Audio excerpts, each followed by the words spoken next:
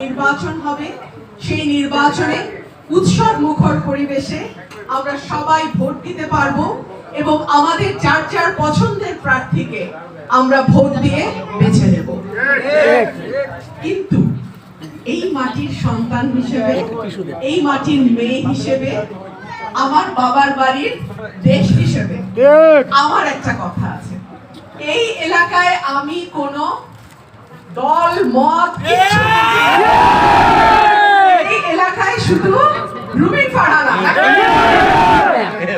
আর একটা কথা, আপনারা সংবিধানের 125 অনুচ্ছেদটা দেখবেন, সেখানে পরিষ্কার বলে দেয়া আছে নির্বাচন কমিশন যে সীমানা নির্ধারণ করবে বা ভোটার তালিকা তৈরি করবে সেগুলোই চূড়ান্ত। এটা নিয়ে হাইকোর্টে বা সুপ্রিম কোর্টে বা কোনো আদালতে কোনো প্রশ্ন উত্থাপন করা।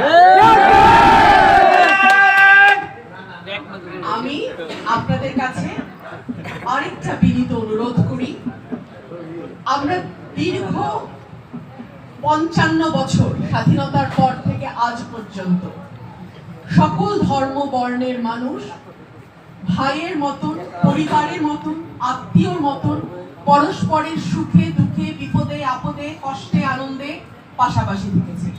পরস্পরের উৎসবে যোগ দিয়েছি, আনন্দ করেছি, পরস্পরের কষ্টে পাশে দাঁড়িয়েছি।